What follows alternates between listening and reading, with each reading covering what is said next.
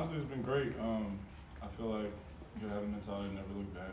After Sunday, when you watch the film, that's the end of the last game, end of the week before, and you just on to the next week and continue to prepare for the next opponent you want to know every single week. So. Talk about watching film on Sunday. What do you take away the most from watching film? For me, I'm very, very critical about myself and the plays that I get and the opportunities that I get on the field. Try to make the most out of every opportunity, no matter if I'm playing 4 plays in the game or the entire game. Just no matter if it's where my right step is, if my 6-inch step isn't 6 inches, or if it's a foot long or whatever like that, or me getting my pads to the running back in order to tackle better and everything like that. So I think just being very critical of yourself, and not only yourself but your brothers that you play next to as well, because they're going to be able to make the play, or you're going to be able to make the play. So we're both working together in tandem. Kind of helps everybody. What are the areas that you guys feel like need the most work based off the last 2 weeks and trying to get back to where you guys were early on in the season?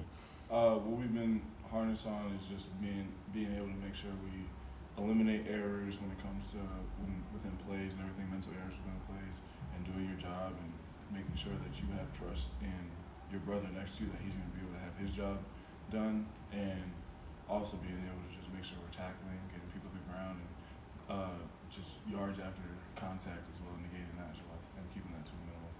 Kind of going off of that, explosive runs have been kind of costly on the ground. What has kind of led to that, you think, just with whether it's Virginia, Duke, or this past weekend?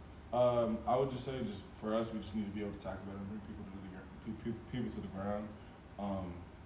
It's just one of the haters that we've had on our defense the past couple of weeks, and we've kind of just been harnessing ourselves and making sure that we're holding each other accountable in practice, no matter if we're wearing shoulder pads and helmets or just helmets, and getting our feet through the tackles and bringing our hips through, bringing your pads to the tackles, tackling, keeping your feet under you and everything like that. So. How would you describe your enthusiasm to try to make every special teams tackle? I love special teams, I'm not gonna lie. You put special players in special positions to make one play a game, no matter how many plays you get there. So you only get, Coach G says, one mission, one chance. You really get one chance a game, one play that may make the entire game change. You can run down on kickoff and knock somebody head loose, the ball comes free, touchdown our side, or whatever like that. So I take a lot of pride, especially running down on kickoff every single week. You've obviously had to face him in practice, but what is it like to face Spike when he, obviously younger guy, but you've had to face off with him a couple times trying to get to the running back and quarterback? 100%. Really, really young kid, but very, very talented. I haven't really been around a lot of young guys that kind of just fit in right away in the way that he does. I kind of noticed it, me being a new guy as well, transferring in, coming in fall camp. I didn't know that he was a freshman because of the reps that he was getting, the way that he was playing. I think he's a really great player with a great future ahead of him too. So. What have you seen from Campbell, in your prep? I think they're a really, really great team. I think we definitely respect them as a program. We just have to go out there and just own our role and just be able to do our job and be where we need to be in order to keep ourselves accountable for our opportunity that we have ahead of us. You guys have had some injuries at linebacker. What's it like seeing Kevon in the court and kind of be able to get in there and get in defense? I'm excited, honestly. I love watching young guys be able to get their chance and their opportunity, because I remember when I was a young guy, I remember the first time I played, completely nervous, scared. The dude that was my freshman year, the guy's shoe fell off. Eastern Illinois, I remember this like it was yesterday. Coach called my name. I was frantic, didn't know what to do. But I went out there and I played, and I got my couple plays in, came off, went on special teams for the rest of the game, and the rest of the year I felt like I was set. And just being able to get your feet wet, that's why I'm excited for those guys, because they have very, very bright futures in my opinion.